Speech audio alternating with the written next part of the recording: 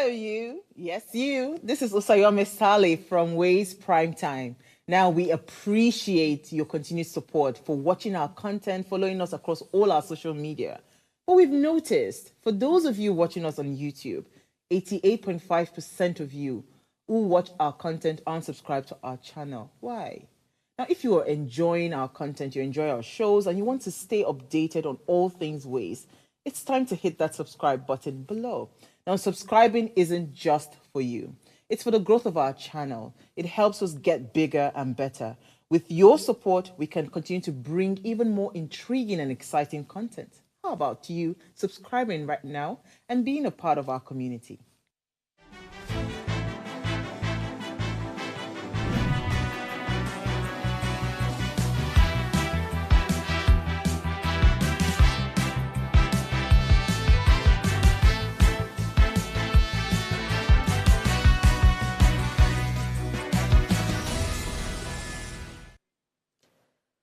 Blessed morning to you, my family, and a great and warm welcome to Ways Breakfast. Hashtag what are you saying?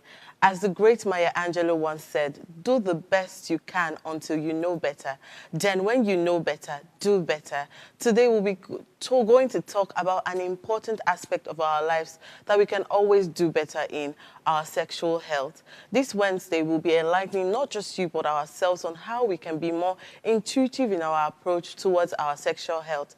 To join our weekly conversation, tune in every Monday morning to Friday as we engage you in meaningful discussions, inspiring stories, and thought-provoking news on this platform 8 to 9 a.m. daily. I am Okikiola Taiwo Jalupon, and I welcome you to the show, especially as your host. As you know, I'm never here alone. The Omalichan ones, the Achalugo 1 and 2 are with me this morning. Good morning, God's Beauty and Oluchi. Good morning, Okiki. That was Should I say really what's the sweet. energy? I had to, I keep on bringing that game on because every time people need to know that their beauty is on this table. Come on. You say know, that again. Ego wines, Us. So how are you guys this morning? I'm good. I as feel well. blessed this morning. How about you? I feel blessed too. I mean, things are happening. Things Crazy always things happen are to me, happening. I Crazy mean- things are happening. But yes, we're surviving. But something happened to me last night, and me. it was almost like I was between, those kind of stages where you feel like something has happened before. I was having that reoccurrence that this thing has happened to me before, but Deja I've vu. never really experienced it before. Deja vu. Deja vu, thank you. And I was like, what's happening? What am I deja vuing? I'm not even deja vuing having money. It's almost like a lived experience of something that was scaring me, and then I'm reliving it. And yesterday night was just full of prayers for me, because forget English that said deja vu. I said every evil spirit that thinks that this thing is going to come and affect me and ruin the rest of my night, I'm not going to allow Allow it. it happen. So that was just one crazy thing that I wanted to talk about, that deja vu.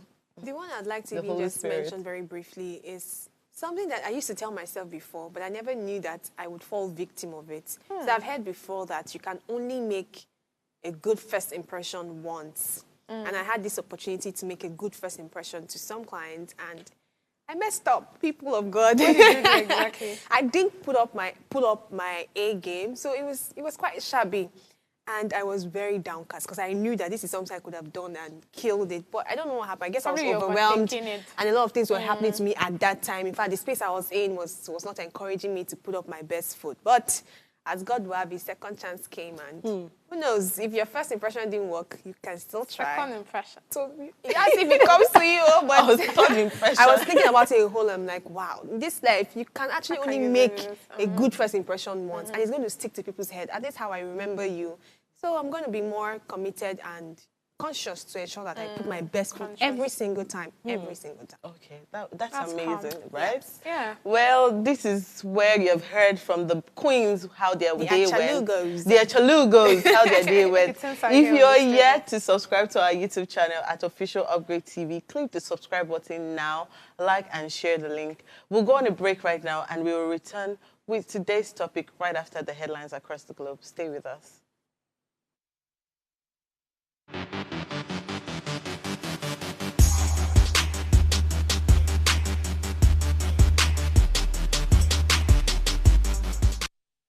Life is made up of moments, some that fill us with joy, others that test our strength. Welcome to Heartlines.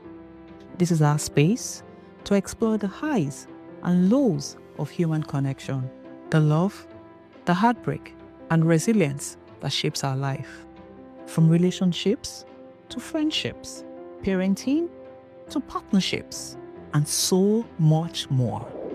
Every week, we share stories and conversations that define us, navigating love, separations, the struggles of parenting, dealing with anxiety and managing the pressures and stress of life. Real conversations that bring us closer, helping us heal, grow, and connect. So join me Mondays through Fridays at 10 p.m. for Heartlines, the show where we connect hearts, have real conversations with real people, one story at a time.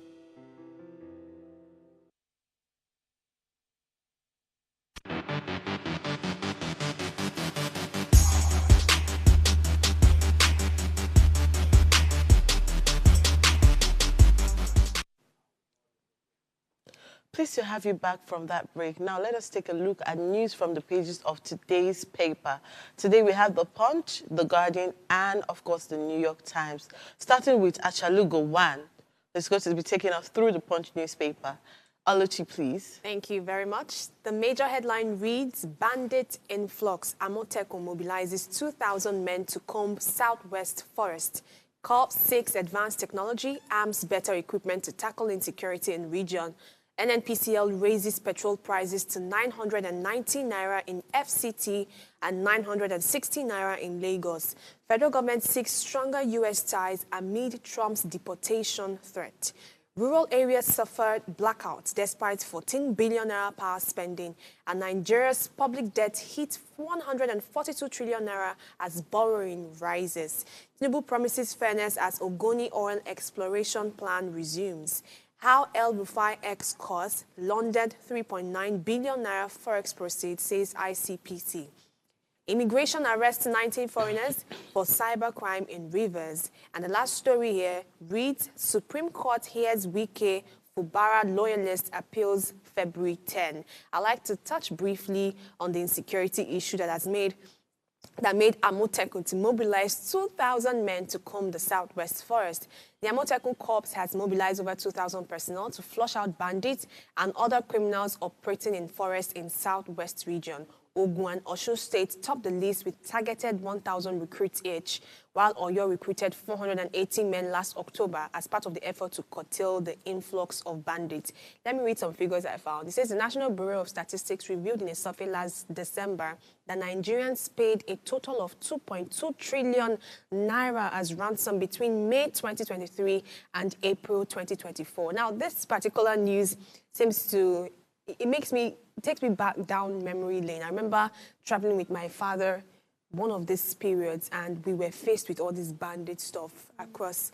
And it's a very major thing, that bandit issues. I mean, that road, that's why I don't like road trips. So when people tell me, I remember talking to one tourist friend, I was describing my journey last holiday, and I said, I really do not like road trips. That's anything that'll put me on the road, and I'll have to be agitated and be thinking of different things that can come from different bushes to just come and ambush us. It gets me really agitated because the last time I traveled, not the last time, the other time I traveled, our bus was attacked. Our driver died before we got to the destination. Yes, it's a very traumatic one for me. And I remember how I came back and I was giving a lot of testimonies that, thank God, we survived through it all. And a lot of people are going through this every day.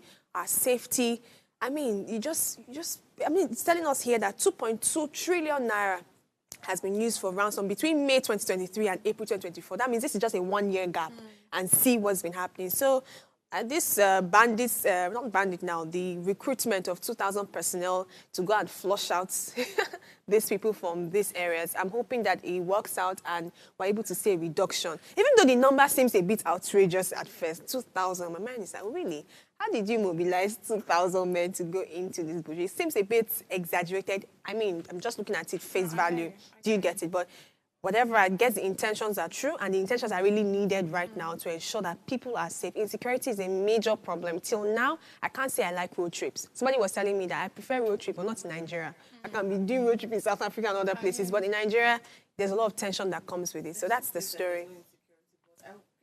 Mention the fact that NYC has it in their booklet telling you that if you're going through Okene Road, the likes of that Bini Okada. Kodi, all those Abuja Road, while you are going on that journey, also inform your guardians or your parents and prepare anything that will cause maybe kidnappers to get you. You have to imagine? prepare ransom. And a lot of people... How can something like that be stated in a country? It's in the booklet. In a country that even It's say in the it's booklet national. that if I tell you that you should go to Abuja, as you are going by road, prepare, maybe And it's tell a your scheme that family. you want to be compulsory Yes, for tell your young family ones. that they should prepare some form of ransom for, for yourself, just in case you fall into That's if you're lucky calamity. to be, if you're lucky that they ask your people for ransom. What if they kill you? I And mean, it's not I ransom now. wanted to go from Lagos to Abuja one time, and I was like, you know what, flight prices are out of this world. Let me just do bus. People are doing bus now.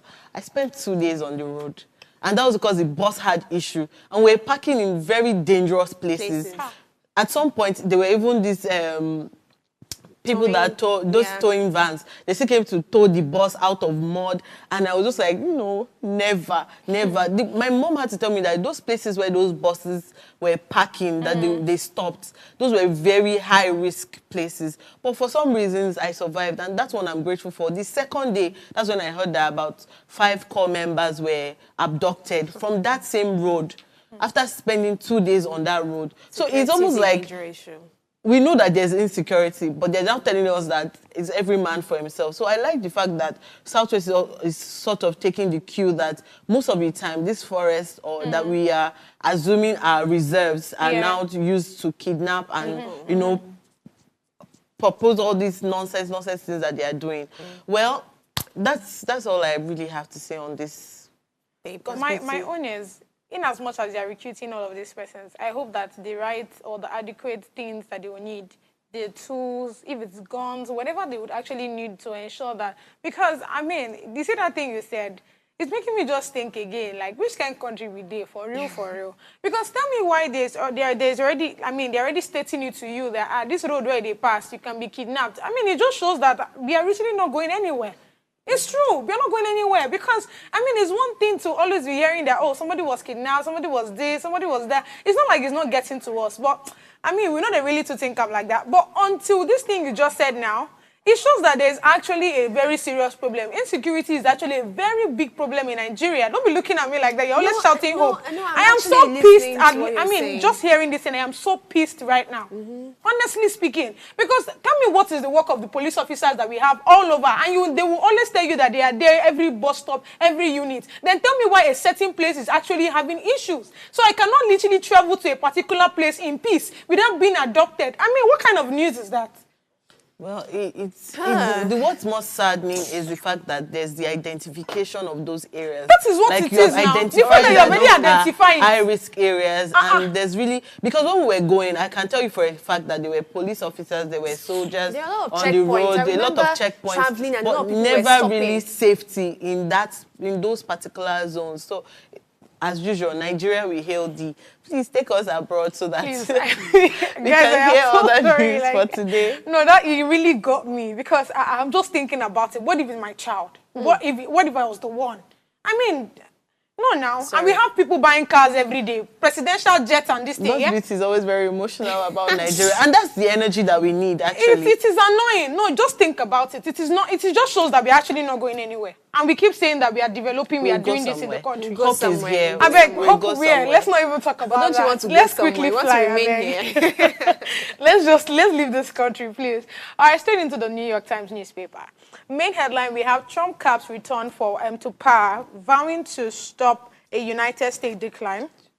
Subheading there says he sees a mandate as both personal and political. Bottom left, we have an insistence to not take no for an answer. Bottom center, last hour pardons aimed at averting reprisals. Bottom right, portrait of United States is even bleaker but cure, one man is the same. So the headline I want to quickly talk on, which is the last one that's at the bottom right, we have there that the article reflects on the challenges facing the United States, including worsening economy, social and political issues. Despite this problem, Donald Trump is seen by his supporters as the person to bring solutions, just as he was in the past. Now, it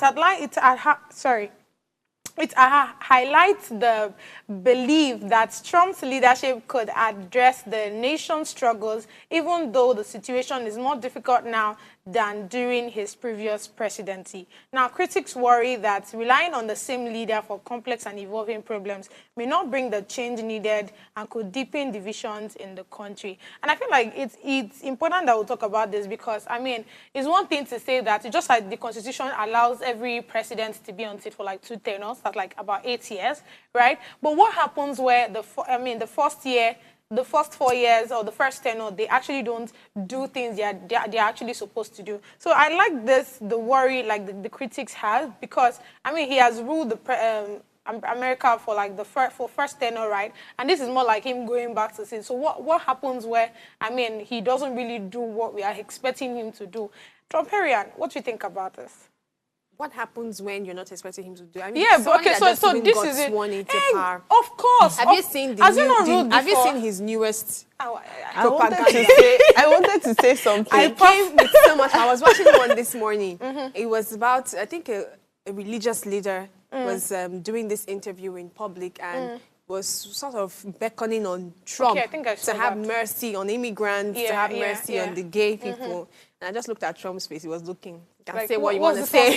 And then the interviewers, when they asked what he felt about that kind of message from the religious leader, they said it doesn't make sense. Jesus. So he's somebody that I think he has a clear-cut agenda to what he wants to do. And he started it straight up. And it's going to, like, yesterday mentioned, it's causing a lot of anxiety for people. That's why these critics are already coming there's even with their divisions claim. even coming in, because, I mean, people that were not in support of him already, there's now this, how sure are we that he's even going to implant the things that, I mean, in quotes, that we think well, this is somebody that just got inaugurated, and he has given us some problems. Let's just watch the expectations of people. That's what it is. I wanted to quickly mention the propaganda behind 8 years tenure. And I remember the time that Jonathan was in power, and after 4 years, they now said that he did not do anything, he has to go. And then Patience Jonathan came to say, if somebody fails an exam, we people not ask him to repeat. I love that.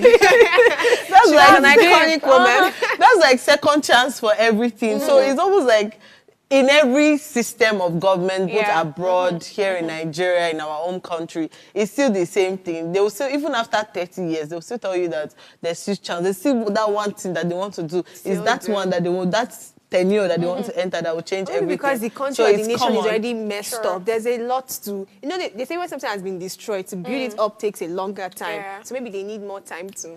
Well, I'll be taking you through the Guardian newspaper now, and I'll be only able to read the headlines. The metering gap, over 7 million on estimated bill despite 1.5 trillion intervention and free supply. Metering intervention, PMI says they invested 700 million. World Bank says $500 million.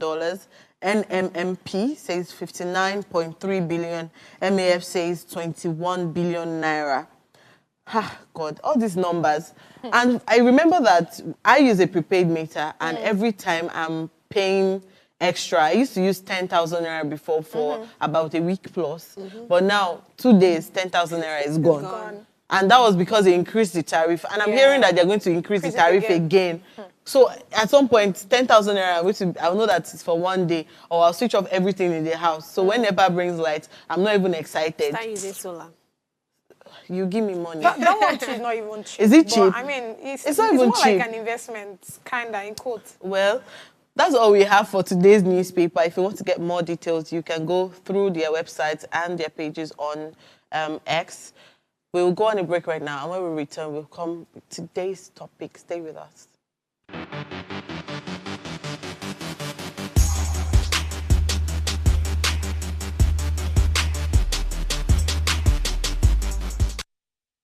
Tell us you're a Nigerian without saying a word. Energy security is one of the most pressing issues for many developing countries like Nigeria. And if there's going to be any meaningful progress, addressing our energy issues is non-negotiable. I need to see light from my house. Make them do something. Band A is expensive. I literally have to turn off all my appliances just to reduce costs. We need light. Introducing the Energy Outlook, your go-to show for everything energy.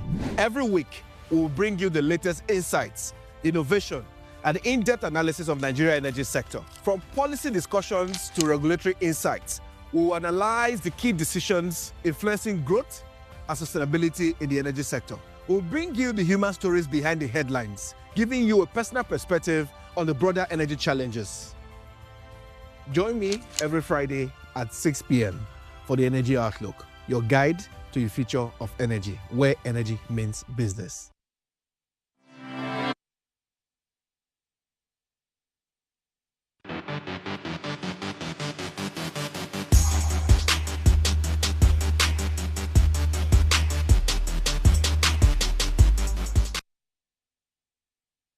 Welcome back to today's show. As we all know, sexual health is a vital part of our overall well-being, and yet it's often shrouded in stigma, shame, and silence. But not today. We're going to break that silence and explore the importance of prioritizing our sexual health, from reducing HIV/AIDS and STIs to promoting reproductive rights and autonomy. We'll be discussing the many reasons why sexual health matters. We'll also be looking at some of the challenges and obstacles that prevent people from accessing the sexual health services they need.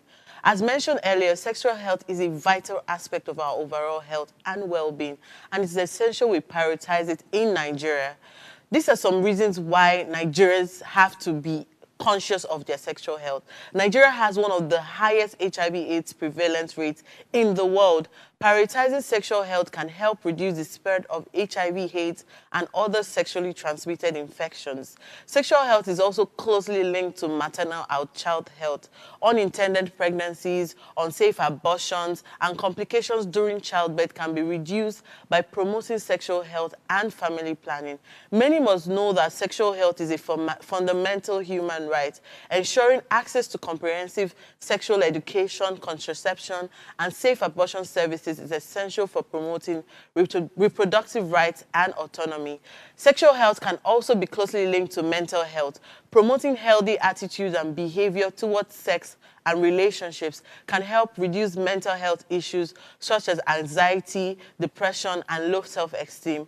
Informed sexual health practices can promote healthy sex attitudes and behaviors towards sex and relationships, and help reduce gender-based violence, including intimate partner violence and sexual assault. Finally, sexual health is essential for overall quality of life. By promoting healthy attitudes and behaviors towards sex and relationships, individuals can experience improved physical, emotional, and mental well-being. Well, truthfully, I'm not a pro at this, and that's why my co-anchors will be objectively and wholesomely driving this conversation. So to start off the conversation, I would like to ask both of you first, what is that one myth that you have heard about sexual health? And like, what's that thing that you have encountered and you have heard that, okay, sexual health is this, and then when you went to read or research about it, it was fake, basically? Firstly, why do you think we are pros? You said I'm not a pro first. Me, I said I'm not a pro. That's why I said objectively. It means that according to your opinion. Okay. You know, I was very specific. Very specific. Yes, please, so tell me. I think the first one I know, like, over time, I mean, and I feel like it's something that even our parents too had, like, that mindset of that, if you teach your children anything about sex, you go make them want to explore, they go want to do them. And I feel like that's a lie, because, I mean, if you teach your children on time about sex, about everything relating to it, sexual health, you know, I mean, how they should know their bodies. It's not those lies that we used to hear back then, where I think those, I mean, it's something that most everybody knows, but there are now different words they use for it. Like, if you touch a man, exactly. If a man does this to you, you get pregnant. So I wish, you know, the information, God bless you, emphasis on that. you know, but I'm assuming they literally gave us good background on what sex is. Education. Even starting from her body, the sensitive parts, you know, parts that people should not touch, you know. I mean, I feel like sexual education should actually start from immediately the child start understanding things. Once the child can speak, you start teaching the child all of these things. So that when as they come up, you make them understand, you know, more things about it. But the only thing our parents would do, just like you mentioned, if you go close to a boy, you get pregnant. When biology and basic science is teaching us something different, elementary science is saying something different. So we are confused. Where exactly are we doing? Mama is saying this one, teacher is saying this one. Which do I follow? So basically, how were you able to now realize that these things were not true, even when your parents did not tell you? Because the truth is, I mean, when you get to realize it is where, I mean, if you now have, so this is it. I think when I was in secondary school, right, there was always these people that come to the school to come and teach, they impact knowledge on us, tell us things that, so they're always informing us that, oh, it's not about touching the guy now, but it's about when penetration happens, and these are the things that can result. I mean, these are the things that would result to, you know, probably unwanted pregnancy. I'm very sure you don't want to get pregnant. You know, how we take care of your child and all of those things. So they start giving you very, you know, realistic examples. Yes. So I mean, they will not. I think thank God for the grace of good teachers, right? They would show it to you. You go see how it be. Do you get what I'm saying? They're going to show you. I mean, this is what happened to this girl. They'll literally give you like storylines that you would actually, think about it, then you know that, oh no, this is not the path that I want to follow. So I mean, with that, yeah. But with that mindset of our parents that if you go teach this student this, and they go do it, they go explore. Exactly, okay, that's one problem. So I remember firstly in secondary school, in SS2 or I think SS1, our favorite subject was biology. Of course. Our favorite topic was reproductive system. For some reason, it got all of us excited. Exactly. And we now had a very unserious teacher. I'm very sorry, sir.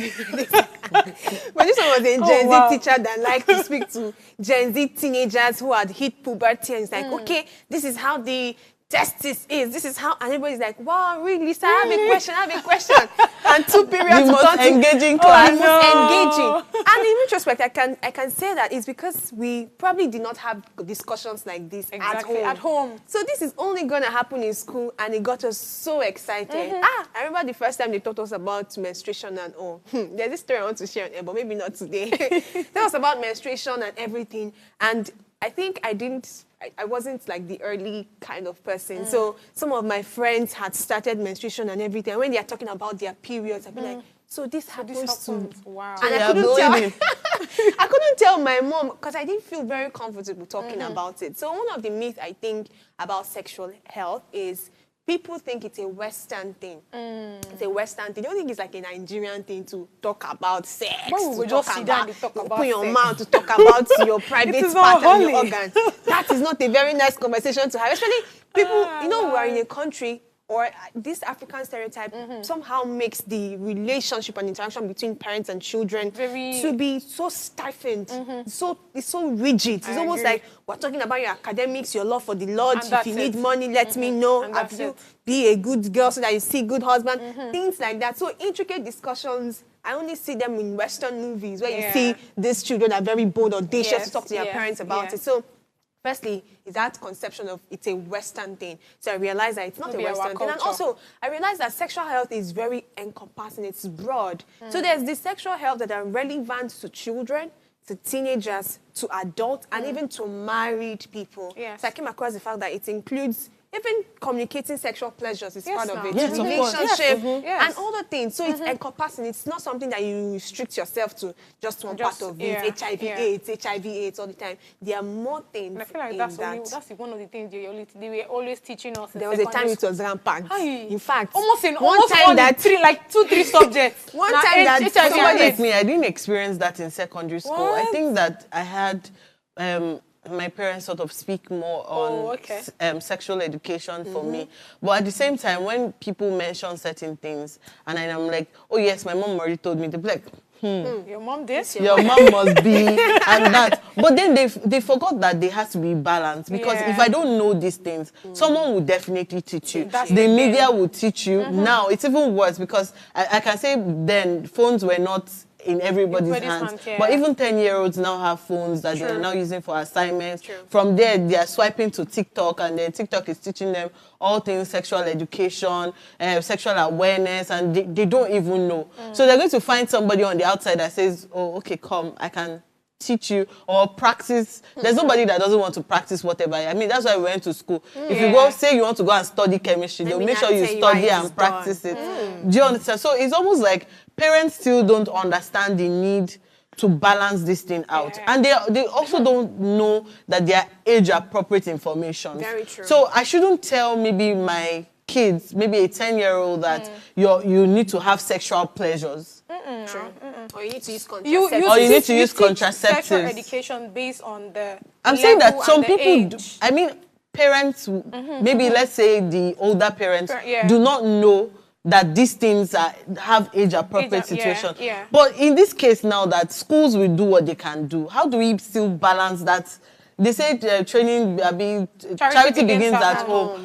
What do you think that parents should now do better in terms of educating their children on, the insights, like from age-appropriate insights on sexual education, even reproductive system and all of that stuff. You see kids will start their period, they don't even know. They are so scared. I've seen things on the media where the guy is saying that she's bleeding, she's going to die soon. And then the girl is so scared that it's true, I'm bleeding, because she has no idea what's happening to her. And the parents are like, shh, and they're trying to block the guy, they're trying to take the girl away. So they've sort of made it like a scary thing that somebody should not know. And I know somebody who told me that they are all boys in their house. He said that he has never seen his mom actually change a sanitary pad before, or even had her period before, never discussed it before. So how do you think that those kind of people would go out into the world and even want to blend into the idea of sexual awareness? Honestly, you've said it all. There is age appropriateness when it comes to training or letting children become aware of their sexuality. But let me speak more about younger people. That's between the ages, from that early puberty age. And of course, we know that there are pedophiles now that even abuse people that have not even got into puberty. Because there's the increase in abuse and child abuse, sexual abuse. I think one thing that parents need to know is to let their children become much more aware of their bodies. There's something I learned one time, and it says that communication is key. Parents, guardians, and teachers need to learn to start using the appropriate words to describe their bodies. Maybe because we feel like it is a sacrilege to call the penis or the vagina. You now start looking for words like your pimple. Nigerians, we're awesome people. But that's not appropriate, honestly. You need to let them know, this is your penis, this is your vagina, this is your breast, and do not let anybody touch it. So don't start coding things for them so that they know that, because if somebody starts touching them now, and because you've coded everything for them, they might not even want to let you know that somebody touched me in this area. So one of the education that starts with younger people and, people that have not gotten to puberty or are almost in puberty, is let them know that this is what this part of the body is called. It's already saying something to their consciousness. And teachers and guardians as well have that responsibility to talk about it. So what kind of education do younger people need to know about their sexuality? It starts from their hygiene as well. It starts from the fact that a girl who is already menstruating can be ovulating. And ovulation comes with certain, what's that thing in biology?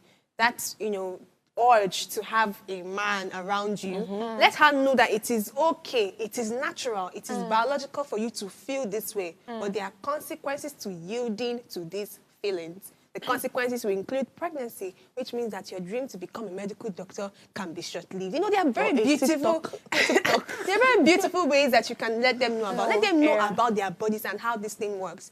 For the younger ones, the younger boys are already having wet dreams, they're having erection, they're loving girls, they feel like experimenting this thing. Don't let them feel like you're a sinner. So this is what is on your head. No, let them understand that, yes, it's normal. When I was your age, when I was a child, when I'm not a teenager, I did feel this way as well. But here's how to manage and use. And this way, the things that I did. Exactly. So that it makes them understand that I'm not a sinner per se, or I'm not doing something wrong. Some of these people, they go into masturbation. Why? Because you do not explain to them how their body function works and the fact that these urges you are feeling It's legit. It's biological. That's how God created you. In fact, if you're not feeling it, something is wrong with you. How will I have grandchildren? Let them know of all these intricacies, and then it helps them become much more aware of their body and make informed decisions, honestly. Because the truth is, you can tell people what to do, but they're the ones that will still make the decision. But in order to make someone make the best decision, it starts with the information that you load them with. That's what I think. Okay, let's talk about parents, religious leaders, and I mean, even society in general. But we'll have to go on a break right now. And when we return, we'll go deeply into these three spearheaded people. We'll go. So stay with us. We'll be right back.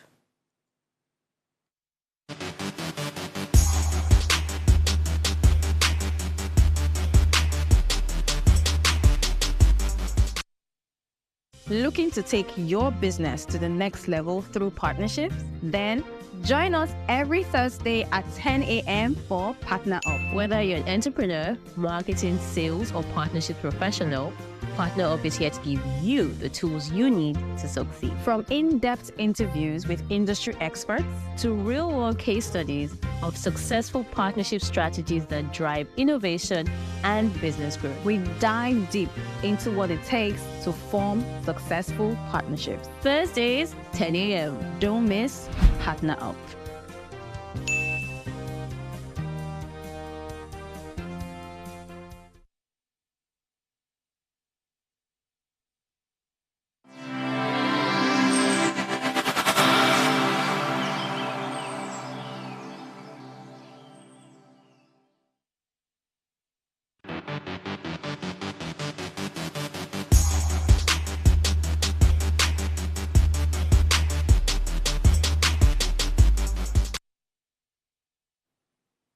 Welcome back to the show. So we're talking about the importance of your sexual health, our sexual health in general, from the ages, in fact, 0 to 1,000, whatever age you are. We have spoken about how there are age-appropriate information that you should give to your kids. But we still have issues with the role that religious leaders play when it comes to sexual information. And I wanted to relate it more to marriage. Okay. You see that when you meet two partners, you're telling them, do not have sex, do not do this, do not that before marriage. But they've still forgotten, like they don't want to go anywhere near sexual pleasures, what positions are comfortable, the libido, all those things. It's almost like it's a forbidden conversation when it comes to church. So how do you think that let's say the religious body, even in the mosque, let's talk like widely now. How do you think that the religious bodies can now approach sex more? Because that's where cheating comes in. That's where you hear that she cheated on me and that's why I killed. I mean, just recently we saw the whole gospel singer thing where he said that he did not regret cutting her head off. It was because she cheated. And this is a gospel, somebody that you assume should know the words and everything and all of that stuff. For somebody to say she cheated, it means that they were already even doing the illicit things of the world. They were already vanity upon vanity.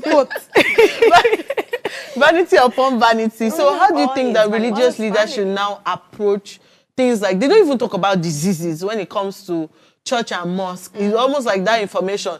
Because you're a Christian, because you're a Muslim, you are holy, your body is full and healthy. Yes. So they don't Temple talk about these things. The temple of the Lord, so therefore you have no sickness in you and all of that stuff. So how do you think that these religious bodies should now approach marriage, counseling better for married couples, so that when they even go into marriage, it's no longer the case of divorces, cheating, lack of information when it comes to sexuality? Because as going into marriage as a virgin, it's assumed that I don't know anything, which is still wrong. I would still say it's still wrong, because sexual information is different from sexual acts. So it's almost like some people don't, at the information and the act, they don't know anyone. That's because... I know so you're let's going to start go from, first. Of course! This kind of things get you excited. Oh, God. Come on. So that's because I want to believe that everybody is actually a hypocrite, right? Because I've actually heard pastors say that, okay, there's one that came to my head, but let me take that out. Now, you heard pastors say that, oh, your mouth is holy. You're not supposed to give your human head. Yes, they come up with those ideas. And do you know the interesting... Oluchi. And do you know the interesting part? Okay. They tell you that this is not biblical. In short, I think there was a time on Gossip Gallery we were talking about sexual positions, where somebody is saying it's only missionary because of the word mission. Somebody to tell Oluchi to stop looking I will look at you. I'm gonna look. Go ahead. But you get the point. So until we see the importance of sex, I mean, even the Bible it's funny how the Bible actually states that it's important, that married couples have sex every time, because again, it builds intimacy and all of that. Bond and all of that. Yeah. But it's interesting how they just, talk about it surface level, just like you said, and they will not tell you that, there are some sexual sides that you should sexual style that you should try out that would actually help your relationship. It's like I said from the initials, I feel like this is a bit hypocritical, because the interesting part is even the pastor that you're listening to is actually giving his wife head at home, but will not tell you that. So until each and every one of us comes in terms with the fact that, okay, this is actually very important. Now, it's important that you please your partner. Do you know the intro? I think there's even one part in the Bible where, like, if, for example, you're going on fasting, thank God for Pastor Okonkwo. That man is actually very helpful for everybody that is going into marriage. You need to go and listen to him, because there's just a lot of teas that is always dropping, right? There's a part in the Bible where, it is said that if you want to go on fasting today, you have to first of all take the what do they call that now? Your partner has to give you that consent that, okay, it's fine. If you want to go on fasting, go on fasting. That would not involve you. If you want to go on fasting and you feel like, okay, you don't want to have sex, you just want it to be you and God, your partner has to give his consent or her consent.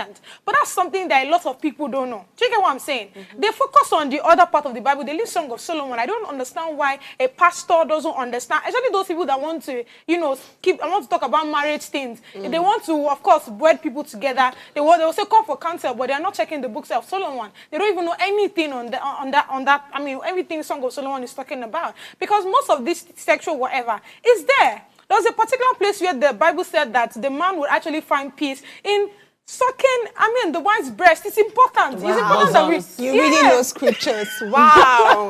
It's important that we know all of these things. Do you get what I'm saying? So I feel like, to answer all of these things, I feel like one of the reasons why sex and all of these things are not talked about in churches is because it's either they're running away from it, or they don't know better, or they're just trying to be hypocritical. That's how I see it. Okay. Because the Song of Solomon actually just explains all of these things. I really want to hear Oluchi's view. I don't think you really want to hear it. I want to hear it. Are you sure you want to hear it? Yes. Okay. I'm going to go ahead unapologetically and just air my own views. Tell me. So when you mentioned marriage counseling, personally, I think that we don't need to overburden the church to give us the full details. Let me land God's with you, because I know I'm listening. To give us the full details, 100% details on the intricacies of marriage. Why?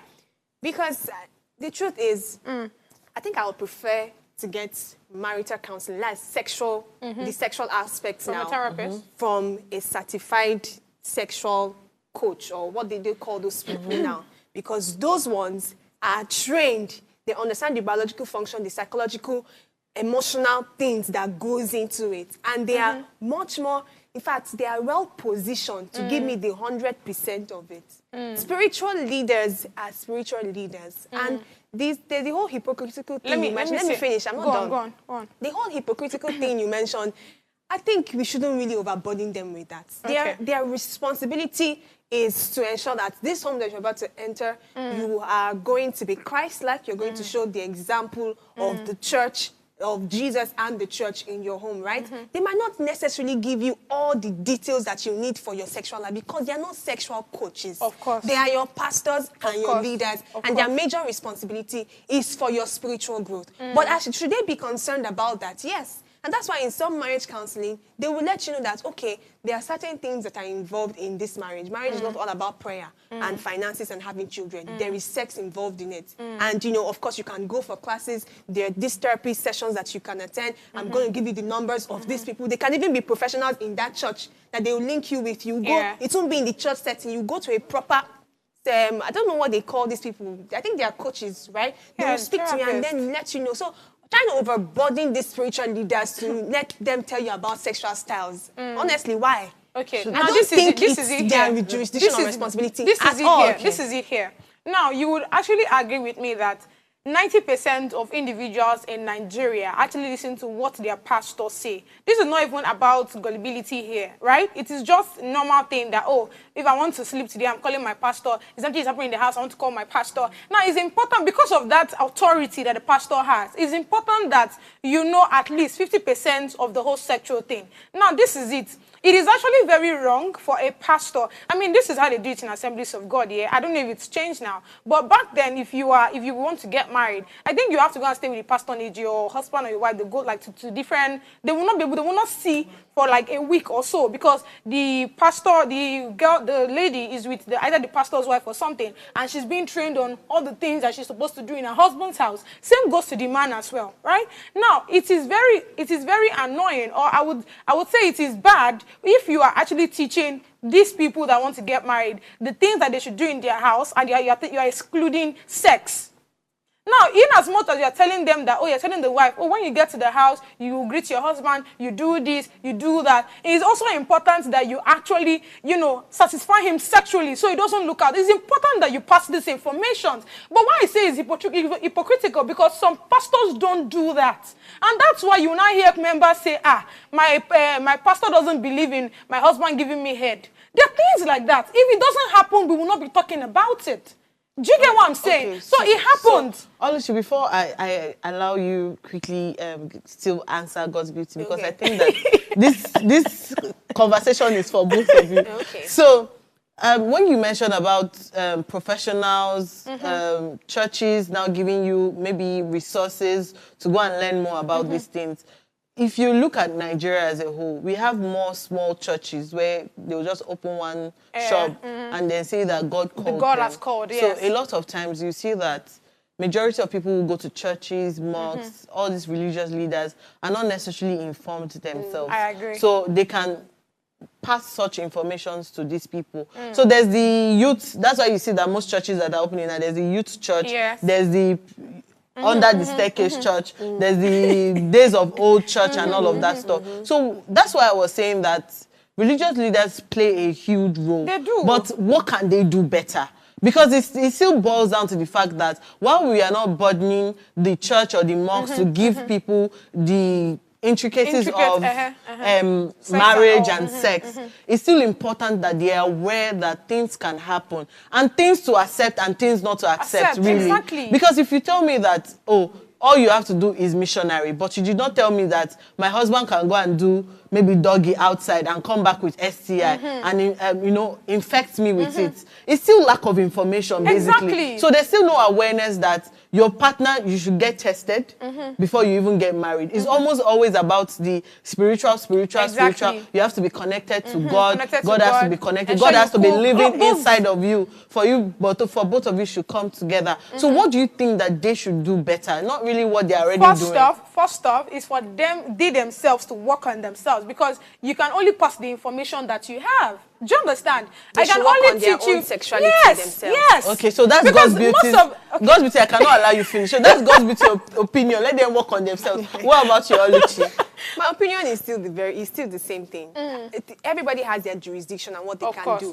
When it comes to this marriage and sexual thing, you're saying that because small churches or growing churches, they might not have all the resources and everything. But the truth is, when it comes to sex or intimacy, it's the partners themselves that really know what they want. At best, what the religious leader can encourage is for you two to communicate. It's not for the religious leader to be saying, you give your husband head, give your husband tail, give your... No, that is not his own responsibility. Let me land. Sorry, what I'm saying is, the religious leader can encourage communication, open communication between both partners to talk about exactly their expectation, their sexual expectations in marriage, and not hide anything. Because sometimes what happens with some of some religious or overly religious partners is that they feel like, I don't want to talk too much about my expectations to my husband. He might see me in a different way. If I go and report me to pastor, and pastor will be saying, oh, so this is how you are. I think that is the one you can now let them know that, no, you can communicate and let yourself know what's best suits you, what you are comfortable with. It's not for, I think it's a lot of body. It's almost like, Oluchi, let me just put it together, that what you're saying is that religious leaders should now encourage communication for partners to now talk about sexual pleasures rather than just surface level conversations. Yes, like some people that will say we have to pray every time that we want to, Imagine. You always have to pray. Do we need to pray, Oluchi? Why are you asking me? I don't understand. So let us quickly skip that part. Let's talk about the role of certain hospitals too. The fact that there's a lot of hospitals that practice unsafe abortions, fake doctors and all of these things. How do you think that the society can now address these issues of unintended pregnancies where they say that you that went to work to go and get it will born it, and then sometimes they'll say you will not disgrace me over my dead body, and then they take them to doctors who are not registered to even perform abortions and procedures. So what do you think that the society can do to address hospitals, doctors and all of that thing? Godspeed is giving me that look that it is you that I should ask. Okay, Oluchi, my darling, tell me. Well, hospitals, because they are health practitioners and they are under a body and regulation, honestly, the scrutiny or cross-examination can happen from the people who regulate this thing. So we have to go to the very root of everything. All these hospitals, who are they reporting to? Who are they accountable to? Who comes to regularly check on them, to scrutinize the practitioners that are there? Do you understand? And that's how it can even get better. And when it comes to this abortion thing, it's a very sensitive one because there are different reasons why some people have to have abortion. Some of them are health complications and all of that. Some of them underage and everything. But I think I'm not a health practitioner, so I might not know the intricacies of it. But if we have proper structure and systems that are working to ensure that people are scrutinized, they are following the laws and everything, I think it will be better. Remember, you're saying the society and all, it's the same society that are putting pressures on some of these doctors and all to come on this baby for me. So I think it starts with the regulation from the bodies. Okay, what about you, Godspeed? It's the same thing for me, actually. How finally they are really passionate. No, this one now. Okay, so in just 30 seconds or 1 minute each, what's that advice you give parents and people in general about the information and importance of their sexual health? That's like your call to action for people. Just going back to what we said earlier, parents need to be more open-minded and encourage open communication with you. And this is not just a sexual thing, but everything about your child's life. We need to go past that age where children, teenagers, and young ones feel edgy to discuss intricate things with their parents. I think I want to be a parent, a mother that my child can talk to about literally everything. That guy brought his penis out. My African self will still come out. Let me not lie. But the truth is, I'm being sincere right now. But the truth is, we should encourage open communication with these ones and give age-appropriate information to all of them. Help them understand their bodies, how it works, and that it's not embarrassing to have an erection. It's not embarrassing, to feel some ways in your body. Exactly. I'll just rather teach you and let you know the information that can help you make informed decisions, so we can be better parents. Thank you, Oluchi. What about you, Godspeed? Okay, this is not me trying to find Oluchi's trouble, but I think that pastors, they have like a certain authority laid on them. So it's important that everybody get informed about sex so that you don't pass the wrong information. Because I've made emphasis on the fact that I've heard somebody say, oh, my husband doesn't give me head and all of that because my pastor said he's against it. Where in the Bible is that written? Do you understand what I'm saying? So, it's just every other person in authority. I don't know why she's laughing, but everybody in authority should be informed about sex and, sexual favors and all of that so that, the right information is being passed to the next generation. So, yeah, that's it. Thank you, Godspeed. Thank you very much. So, I would say that they have even said it all. The importance of our sexual health is far and wide from knowing about unintended pregnancies to your sexual health to STIs, HIV/AIDS, everything put together. It's so wide that you think that sexual health is just about sex things, but it's just wide enough for you to know that there are kids involved, there are adults involved, there are teenagers involved, and basically everyone is involved when it comes to our sexual health.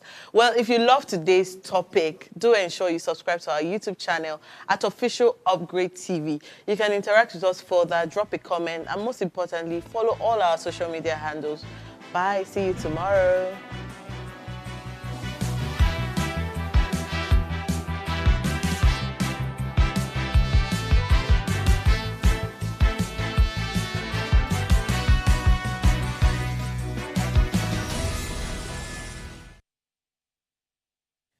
Hello, you. Yes, you. This is Osayome Sale from Ways Primetime. Now, we appreciate your continued support for watching our content, following us across all our social media. But we've noticed, for those of you watching us on YouTube, 88.5% of you who watch our content aren't subscribed to our channel. Why? Now, if you are enjoying our content, you enjoy our shows, and you want to stay updated on all things Ways, it's time to hit that subscribe button below. Now, subscribing isn't just for you. It's for the growth of our channel. It helps us get bigger and better. With your support, we can continue to bring even more intriguing and exciting content. How about you subscribing right now and being a part of our community?